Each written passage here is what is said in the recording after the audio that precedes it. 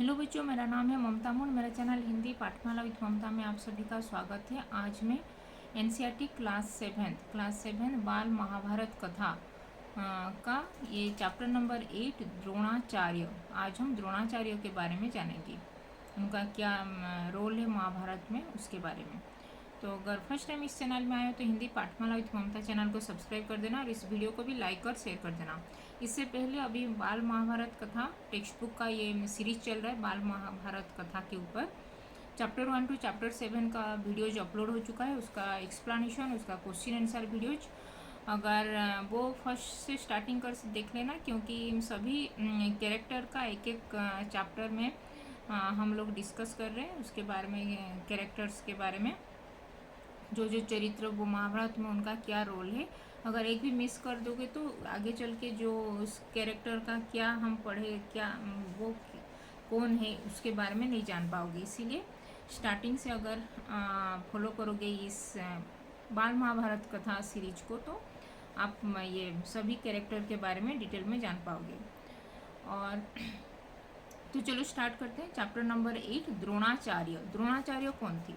द्रोणाचार्य कौरव और 100 जो कौरव थे, 100 कौरव थे और 5 पांडव थे, तो उनके गुरु थे। पहले कृपाचार्य उनसे वो लोग विद्या ये लाभ किए, और फिर कृपाचार्य के बाद द्रोणाचार्य भी उनके गुरु बने। तो वो लोग द्रोणाचार्य के गुरु आश्रम में जाकर, पहले गुरु आश्रम में गुरुकुल में रहते थे सभी राजकुमार लोग। तो कौरव और 100 कौरव और 5 पांडव द्रोणाचार्य के गुरु आश्रम में रहकर उनसे विद्या शिक्षा कर रहे थे, द्रोणाचार्य। तो चलो स्टार्ट करते हैं द्रोणाचार्य के बारे में। द्रोणाचार्य के एक पुत्र भी था जो था अश्वस्थमा। अश्वस्थमा का भी आगे चल के पढ़ेंगे। वो अभी भी कलियुग में भी उसका वो घूम रहा है। कलियुग में वो अभी तक वो अमर है। मतलब महाभारत का एक ही कैरेक्टर जो अमर है वो है अश्वस्थामा। तो उसको ये साप मिला था, अभिशाप, मतलब ये कृष्णा अभिशाप दिए थे। वो अभी भी अंत समय तक वो ऐसे ही वो घूम रहा है, उसको अमर वर मिला था। तो चलो स्टार्ट करते हैं। द्रोणाचार्य। आचार्य द्रोण महर्षि भरद्वाज के पुत्र थे। तो द्रोण जो गुरु द्रोण थे वो ये महर्षि भरद्वाज मुनि जो थे उनके पुत्र थे गुरु द्रोण। आचार्य द्रोण ब्राह्मण थे। बचपन में वे भरद्वाज आश्रम में शिक्षा ग्रहण कर रहे थे। जो महर्षि आचार्य द्रोण वो बचपन में वो भरद्वाज ऋषि जो उनके जो पिता थे, वो उनके आश्रम में वो पिता ही अपने पुत्र को शिक्षादान दे रहे थे, शिक्षा प्रदान कर रहे थे। उनके साथ पांचाल नरेश के पुत्र द्रुपद भी द्रोण के साथ ही शिक्षा पा रहे थे। उनके साथ वो जो पांचाल देश का राजा था द्रुपद, पांचाल देश का राजा जो था उसका उनके पुत्र थे ये द्रुपद।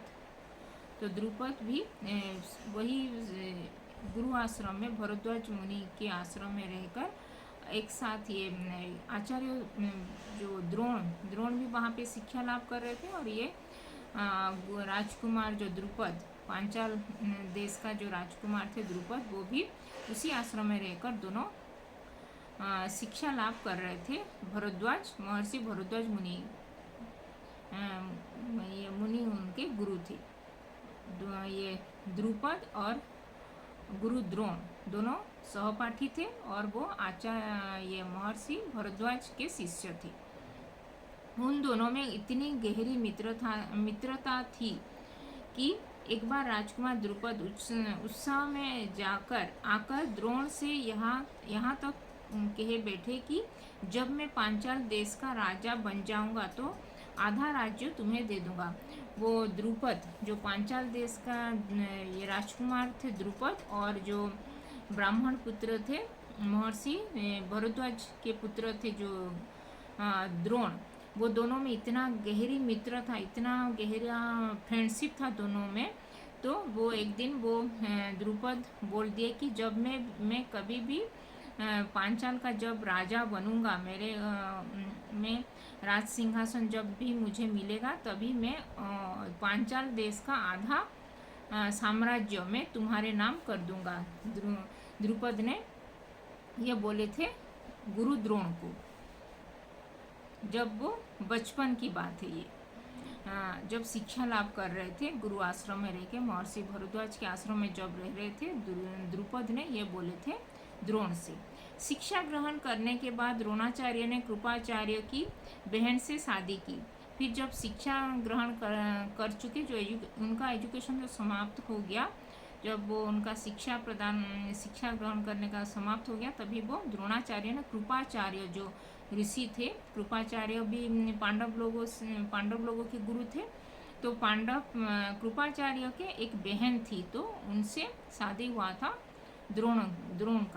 द्रोणाचार्य का। उनको एक पुत्र हुआ जिसका नाम अश्वस्थामा रखा गया। फिर वो आचार्य द्रोणाचार्य ने जो कृपाचार्य के जो बहन से विवाह किए, ये शिक्षा समाप्त के बाद, तभी उनका आचार्य द्रोण का और जो कृपाचार्य के बहन का एक पुत्र संतान प्राप्त हुआ था। उनका नाम वो रखे थे अश्वस्थामा। द्रोण अपनी पत्नी और पुत्र से बहुत स्नेह करते थे। द्रोण अपने पुत्र और अपनी जो पत्नी थी उनसे बहुत ही स्नेह करते थे, उनसे बहुत ही प्रेम करते थे। द्रोण बड़े गरीब थे। द्रोण क्योंकि वो ब्राह्मण थे, वो भिक्षा मांग के अपना जीवन यापन कर रहे थे, वो बहुत ही गरीब थे। एक बार उन्हें खबर लगी कि परशुराम अपनी सारी संपत्ति गरीब ब्राह्मणों को बांट रहे हैं। फिर एक बार उनको ये खबर लगी, परशुराम थे, पहले वो परशुराम एक राजा थे, फिर वो ये सन्यासी हो गए थे। वो अपने जो सारी संपत्ति वो गरीब लोगों को बांट रहे हैं बोल के उनको खबर मिला। तो द्रोण भी वहाँ पहुँचे, किंतु उनके पहुँचने तक परशुराम अपनी सारी संपत्ति बांट कर वन गमन की तैयारी कर रहे थे। लेकिन जब वो पहुँचे परशुराम के पास, तभी वो अपना सारी संपत्ति बांट चुके थे, और तभी वो परशुराम अपनी सारी संपत्ति बांटने के बाद वो ये वन को जा रहे थे। वन में जाके वो ये तपस्या करने के लिए वन में जा रहे थे, अपनी सारी संपत्ति सबको बांट के। तो उनको कुछ नहीं मिला ये द्रोण को। तभी द्रोण को देखकर परशुराम बोले, ब्राह्मण श्रेष्ठ आपका स्वागत है। फिर वो परशुराम बोले कि ब्राह्मण श्रेष्ठ द्रोणाचार्य आपका स्वागत है। मेरे पास जो कुछ था उसे मैं बांट चुका हूँ। मेरे पास जो भी था मेरा संपत्ति, मैं सब कुछ मैं बांट दिया हूँ। अभी मैं तपस्या करने जा रहा हूँ। अब सिर्फ मेरी शरीर और धनुर्विद्या ही है। अब मेरा शरीर ही है और मेरा धनुर्विद्या धनुर्विद्या जो मुझे शिक्षा में लाभ किया हूँ, वही शिक्षा ही में है मेरे पास। अब आप बताएं कि मैं आपके लिए क्या करूँ। अभी मुझे बताइए कि मैं आपके लिए मैं किस प्रकार मैं आपका सहायता करूँ बोल के परशुराम ने द्रोणाचार्य को कहने लगे। तब द्रोण ने उनसे सारी अस्त्रों के प्रयोग तथा उसका रहस्य सिखाने की प्रार्थना की। तभी वो परशुराम से वो द्रोणाचार्य कहने लगे, तो आप तो अपना सारी संपत्ति बांट चुके हैं, तो आपके पास जो भी धनुर्विद्या आपके पास शिक्षा किए हैं, तो तभी धनुर्विद्या का शिक्षा मतलब कैसे चलाते हैं, कैसे धनुर्विद्या, ये सभी अस्त्र शस्त्र का प्रयोग मुझे सिखाइए बोल के वो कहने लगे, प्रार्थना की। अतः परशुराम ने द्रोण को धनुर्विद्या की पूरी शिक्षा दी। फिर बाद में वो वन जा रहे थे, तभी वन जाने के लिए थोड़ा टाल दिया, और वो द्रोण को सारी धनुर्विद्या के अस्त्र शस्त्र का शिक्षा वो प्रदान करने लगे। कुछ समय बाद राजकुमार द्रुपद अपने पिता की मृत्यु के बाद पांचाल देश का राजा बने। फिर कुछ दिनों के बाद, कुछ वर्षों के बाद, वो पांचाल देश का जो राजा थे द्रुपद के पिता, वो उनका मृत्यु हो गया। तो तभी राजा के मृत्यु के बाद उसका पुत्र ही राजा बनता है। तो द्रुपद उनके पुत्र थे, तो द्रुपद वो राजभार ग्रहण किए और राजा वहाँ पे पांचाल देश का राजा बने थे अपने पिता के मृत्यु के बाद। इस खबर को सुनकर द्रोण बचपन में की गई बातचीत को याद करने लगे। फिर वो ये बात उनको पता चल गया कि अब ये द्रुपद पांचाल देश का राजा बन चुका है, अपना मित्र, उनका मित्र जो द्रुपद। और तभी उनको ज्ञात आ गया कि जब वो ये गुरु आश्रम में रहकर शिक्षा लाभ कर रहे थे महर्षि भरद्वाज के आश्रम में, तभी वो द्रुपद ने उनको बोले थे कि जब भी मैं ये पांचाल देश का राजा बनूंगा, मैं आधा जो मैं अपने साम्राज्य का आधा साम्राज्य मैं तुमको दान दे दूंगा बोल के जो कहते, उसी बात को वो रिमेम्बर करने लगे, मतलब उसको याद किए। वे सोचने लगे कि द्रुपद आधा राज्य न भी देगा तो कुछ धन तो जरूर ही दे देगा। फिर वो सोचने लगे कि अगर द्रुपद अभी उसका लालच बढ़ गया होगा, अगर वो आधा साम्राज्य नहीं भी दे सकता है तो कुछ तो धन तो कुछ अवश्य देगा बोल के वो उनके मन में सोचने लगे।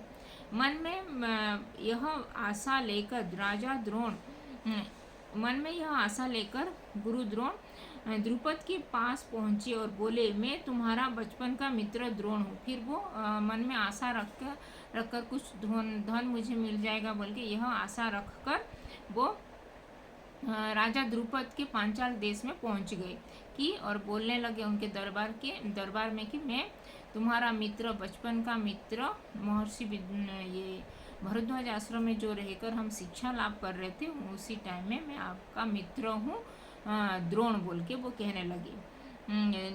आश्चर्य के मद में डूबे गए राजा द्रुपद को द्रोण का आना अच्छा नहीं लगा, लेकिन अभी उसको पावर मिल चुका था द्रुपद को, मैं उनका थोड़ा ये मतलब पावर मिलने के बाद वो अपना इतना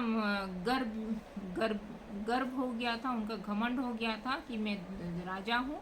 और वो द्रोण को देखकर अपने दरबार में थोड़ा ये फटे पुराने में ये मतलब जो धोती पहन के वो ब्राह्मण वेश में आए हैं वो, और बोल रहे हैं सभी के सामने मैं तुम्हारा मित्र हूँ बोल के, थोड़ा उनको अपमानित लगा। और वो बोलने लगे थोड़ा लज्जा होकर, ये क्यों यहाँ पे आया है वो सोचने लगे द्रुपद द्रोण के बारे में। वे बोले, मुझे मित्र कहकर पुकारने का तुम्हें साहस कैसे हुआ?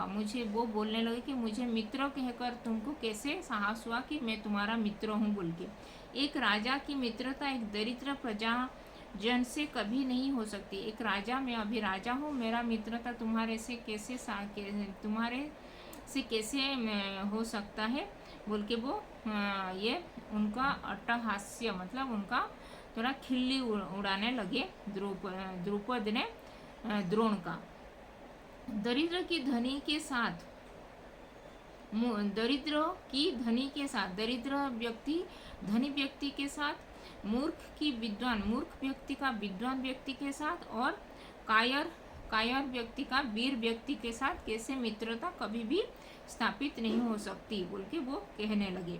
मित्रता बराबरी वालों से होती है, मतलब मित्रता, फ्रेंडशिप बराबरी, मतलब वो तुम्हारे बराबर में जो हो उसी से ही मित्रता स्थापित होता है बोल के वो कहने लगे। द्रुपद की कठोर बातें सुनकर द्रोण लज्जित हुए। फिर द्रुपद इतना कठोर वाक्य बोल रहे थे, इसीलिए वो द्रोण ने लज्जित हो गए वो दरबार में सबके सामने। साथ ही उन्हें क्रोध भी बहुत आया, फिर बहुत क्रोध भी आया था। द्रुपद की इस प्रकार उनको उपहास कर रहे थे, इसीलिए उनको बहुत ही क्रोध आ गया था द्रोण को। उसी समय उन्होंने प्रण किया कि इस अभिमानी राजा को मैं सबक अवश्य सिखाऊंगा। फिर वही दरबार में ही वो अपने आप को प्रण कर लिए, अपने आप पे प्रॉमिस किए कि मैं एक दिन राजा द्रुपद का इस जो गर्व जो कर रहा है, इतना घमंड जो कर रहा है, अभी राजा बन गया तो इतना घमंड जो है उसके लिए उसको मैं सबक सिखाऊंगा बोल के वो अपने आप से प्रण करने लगे। कौन? ये द्रोण गुरु द्रोण ने अपने आप से प्रण करने लगे कि मैं एक दिन द्रुपद को अपने जो घमंड दिखा रहा है तो उसके लिए मैं उसको अवश्य में सिखाऊंगा, उसका सबक मैं अवश्य सिखाऊंगा बोल के वो कहने लगे मन ही मन में। बचपन में जो मित्र के बीच बात हुई थी उसे पूरा करके ही चैन लूँगा। जो बचपन में जो उसका जो ये बोला था मुझे कि मैं तुमको आधा साम्राज्य दे दूंगा बोल के जो बात मुझे किया था, तो उसी का ही मैं उसको पूरा अवश्य मैं करूँगा बोल के, उससे अवश्य मैं आधा साम्राज्य उससे जरूर लूँगा बोल के वो कहने लगे।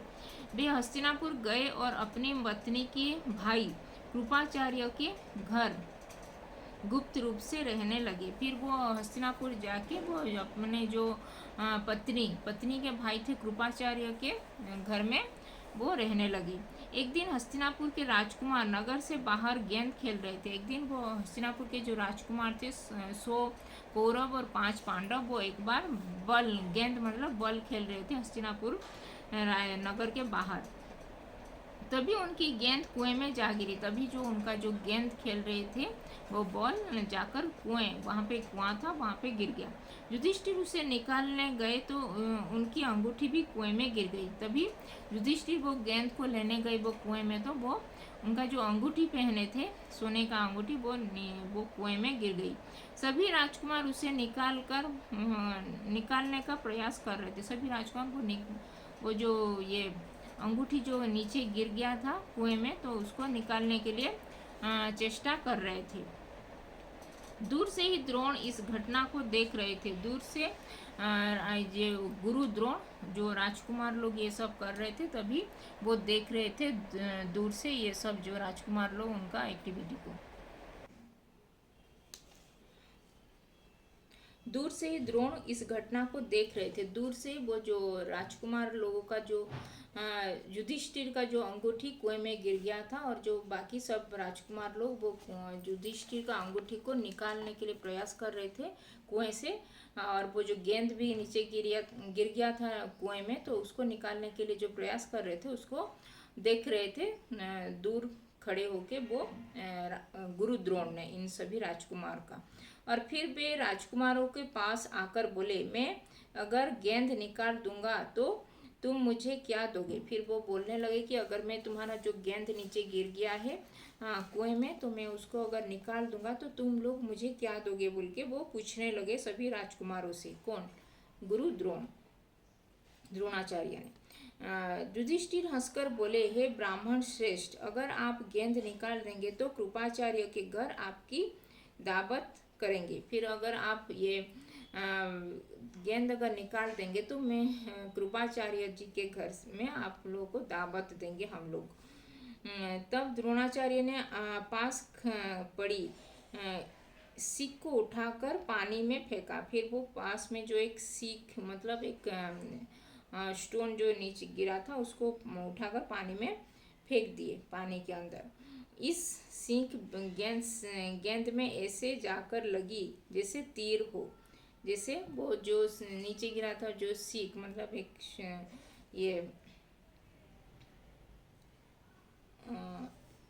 सीख मतलब ये क्या था उसको,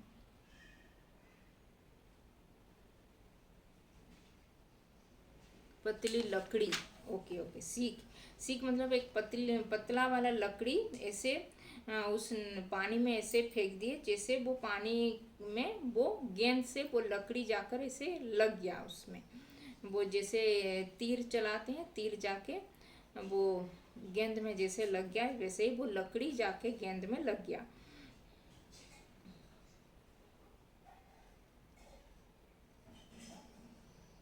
क्या ऐसे जैसे तीर हो। इस तरह लगातार उन्होंने कई सीखें फेंकी। सभी सीखें गेंद में चिपकती गई। ऐसे बहुत सारे वो पतली लकड़ी वो फेंकते चले गए, तो बहुत सारे ये गेंद में सब लकड़ी जाकर लग गए, चिपक गए। हाँ, जब अंतिम सीख का सिरा कुएं के बाहर पहुंच गया, तब द्रोणाचार्य ने उसे पकड़कर गेंद बाहर निकाल दिया। तभी सभी सिक्का जो आके ऊपर ऊपर ऐसे उठ गया, तो तभी वो गेंद भी ऊपर आ गया, तो तभी वो द्रोणाचार्य में गेंद को पकड़कर बाहर निकाल दिए। सभी राजकुमारों ने ब्राह्मण से विनती की कि आप युधिष्ठिर की अंगूठी भी निकाल दीजिए। सभी राजकुमार लोग भी उनसे विनती किए कि आप युधिष्ठिर का जो अंगूठी नीचे गिर गया उसको भी निकाल दीजिए बोल के। द्रोण ने तुरंत कुएं में तीर मारा और पल भर में अंगूठी बाहर निकालकर युधिष्ठिर को दे दिए। द्रोण ने कुएं में एक तीर मारा, धनुष से तीर मारा तो वो एक ही सेकंड में वो तीर गया पानी में, और वो जो अंगूठी जो युधिष्ठिर का अंगूठी जो पानी में गिरा था उसको निकालकर युधिष्ठिर को दे दिए। वह देखकर सभी राजकुमारों का आश्चर्य हुआ। उन लोगों ने आदर पूर्वक हाथ जोड़कर उनका परिचय पूछा।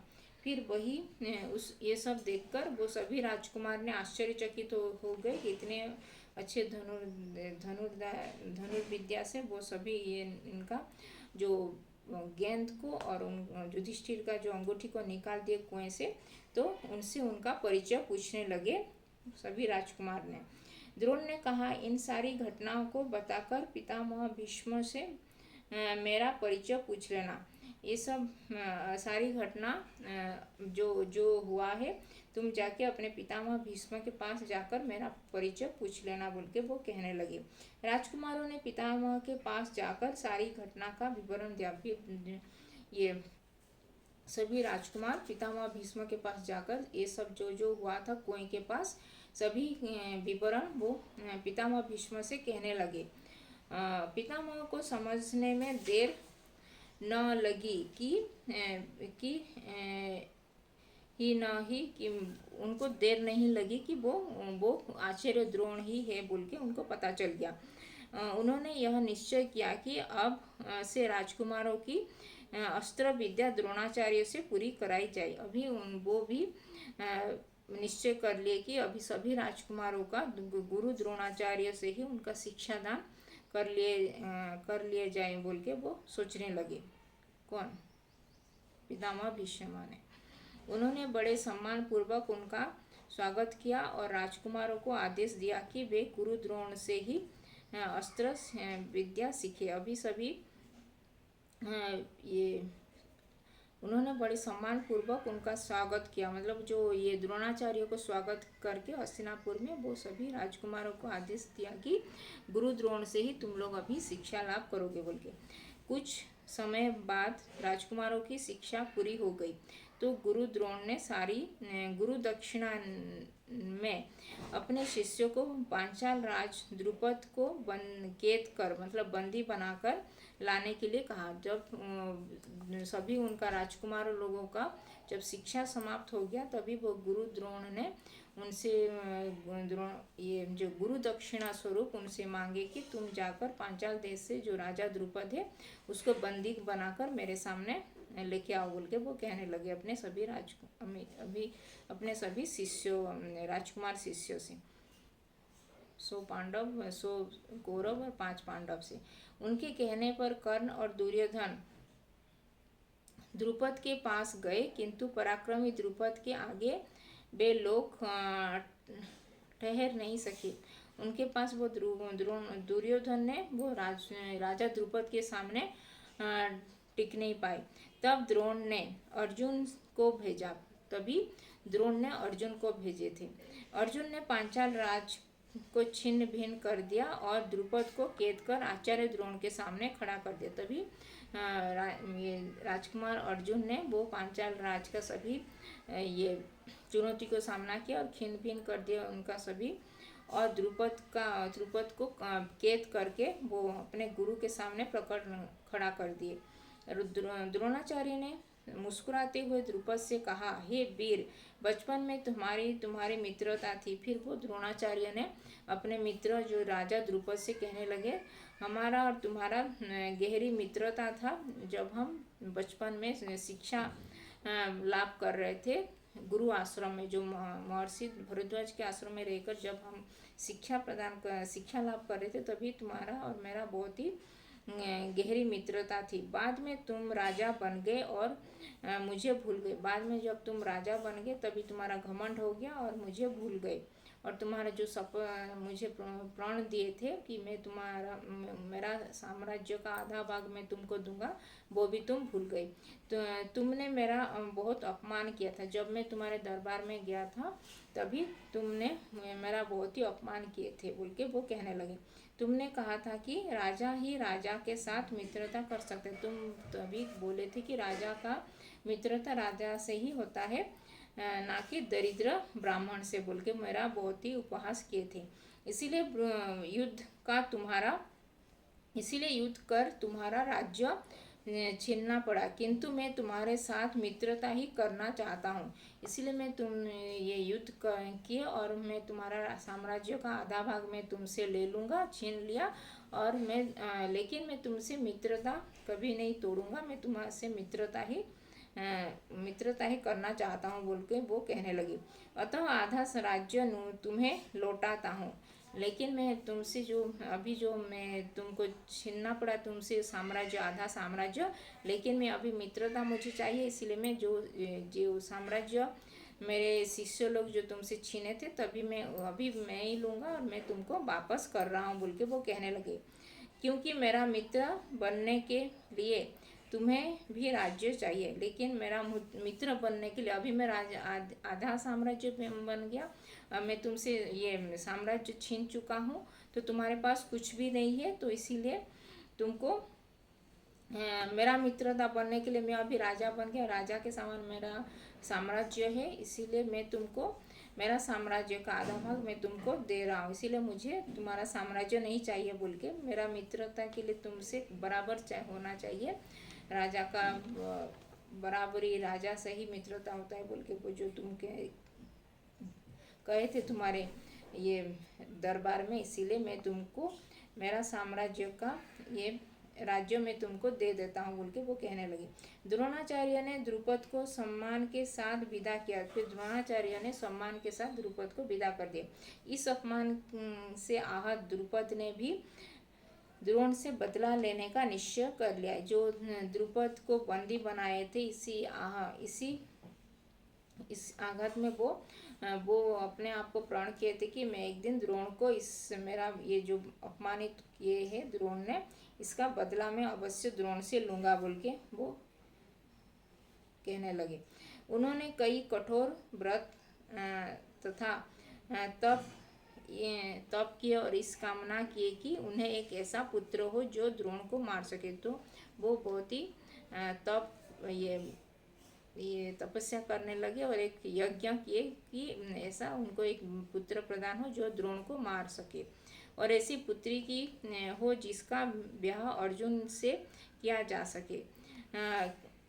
कालांतर में इनकी कामना पूरी हुई। फिर आगे चल के उनका कामना पूरा हुआ और धृष्टद्युम्न नामक एक पुत्र संतान उनका यज्ञ से उनका प्रदान हुआ था, जो आगे चल के कुरुक्षेत्र में जो महाभारत युद्ध में जो महाभारत युद्ध हुआ था, तभी द्रोण